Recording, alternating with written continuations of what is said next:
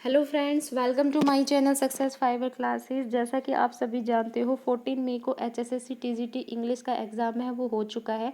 तो आज जो मेरी वीडियो है इसी बारे में रहेगी कि जो एचएसएससी टीजीटी इंग्लिश है इसकी एक्सपेक्टेड कट ऑफ है वो क्या रहने वाली है।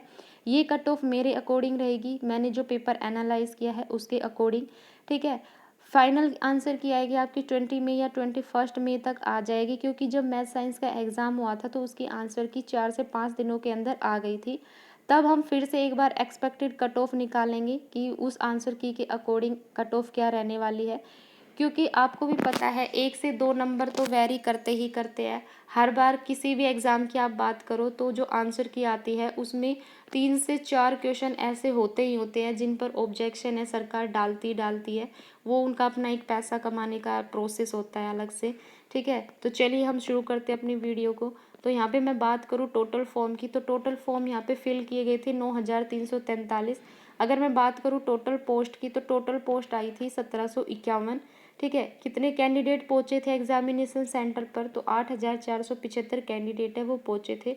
तो आप देख सकते हो कि फॉर्म फिलअप में और कैंडिडेट जो प्रेजेंट थे उसमें थोड़ा ही डिफरेंस है, यानी जो इंग्लिश में कंपटीशन है वो थोड़ा सा हाई है।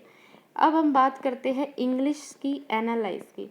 तो इंग्लिश की बात करूँ तो आप सब एग्ज़ाम दे चुके हो, पैटर्न तो आपको पता ही है, फिर भी मैं थोड़ा मोटा मोटा बता देती हूँ कि इसमें 2 पार्ट थे, एक जनरल सेक्शन था और एक सब्जेक्ट था।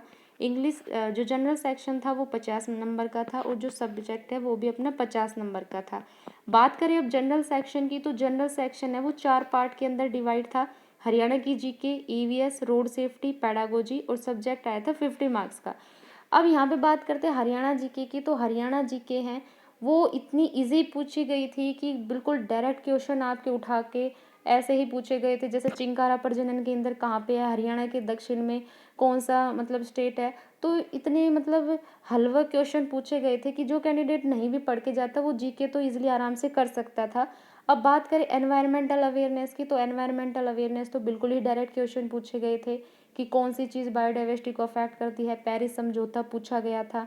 ठीक है, और पेरिस समझौते में जो टेम्परेचर रेंज रखी गई थी वो पूछी गई थी। तो बिल्कुल ईजी से पूछे गए थे। जब मैंने मैथ साइंस की एनालाइज की थी तो मैंने देखा था मैथ साइंस में तो जो एनवायरमेंटल अवेयरनेस है बिल्कुल करंट से रिलेट करके पूछी गई थी। वहाँ पे तो जो शिफ्ट थी वो बहुत ज़्यादा हार्ड थी एनवायरमेंटल अवेयरनेस की। रोड सेफ्टी भी बिल्कुल आसान से पूछे गए थे, एलएमवी की फुल फॉर्म पूछी गई थी, लाइसेंस में कौन सा डॉक्यूमेंट आपको चाहिए वो पूछा गया था। तो बिल्कुल मतलब इजी क्वेश्चन पूछे गए थे, पेडागोजी के भी बहुत इजी पूछे गए थे। तो फाइनल अगर मैं यहाँ पे एनालाइज करती हूँ तो यहाँ पे जो शिफ्ट थी वो थी ईजी टू मॉडरेट, यहाँ पे शिफ्ट थी। तो कैंडिडेट जो नहीं भी पढ़ के जाते तो वो 50 में से 30+ मार्क्स इजीली ले सकते थे। लेकिन अब तो पढ़ के गए, क्योंकि आप एचटेट में भी पढ़ लिए और अब आप तैयारी भी करके गए होंगे, तो यहाँ पे 40+ मार्क्स है वो आप इजीली गेन कर सकते हो।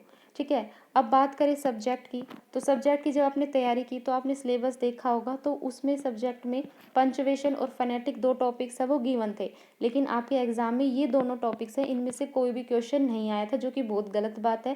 सिलेबस में टॉपिक मेंशन है लेकिन क्वेश्चन पेपर में ये क्वेश्चन नहीं पूछे गए। ठीक है, राइटिंग सेक्शन की बात करो तो वहाँ पे भी 2 क्वेश्चन पूछने थे बट एक क्वेश्चन पूछा गया था। तो इसका मतलब जो पेपर आया था वो सिलेबस के अकॉर्डिंग काफ़ी कम था।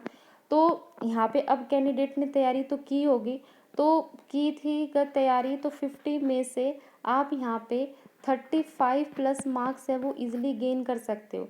तो अगर मैं एस्टिमेटेड कट ऑफ की बात करूँ तो जनरल में जो कट ऑफ है वो 70+ तो जाएगी ही जाएगी। ठीक है, बीसी की बात करती हूँ तो बीसी में जो कट ऑफ है वो 60 से अबोव तो रहेगी, यानी कि 60+ आपकी यहाँ पे कट ऑफ रहने वाली है। एससी की बात करती हूँ तो एससी में आपकी 55+ कट ऑफ जाएगी। और एक्स सर्विसमैन की बात करते हैं तो एक्स सर्विसमैन की जो कट ऑफ है वो 45+ तो जाएगी। ठीक है, तो ये कैंडिडेट अपने आप को सेफ जोन में समझ सकते हैं। तो आपको अगर मेरी वीडियो अच्छी लगी हो, इन्फॉर्मेटिव लगी हो, तो मेरे चैनल को सब्सक्राइब कीजिए। फाइनल की आंसर आने के बाद मैं फिर से दोबारा कट ऑफ लेके आऊँगी। तो आई होप आपको ये वीडियो अच्छी लगी हो, तो चैनल को ज़्यादा से ज़्यादा लाइक कीजिए, शेयर कीजिए, सब्सक्राइब कीजिए। Thank you very much.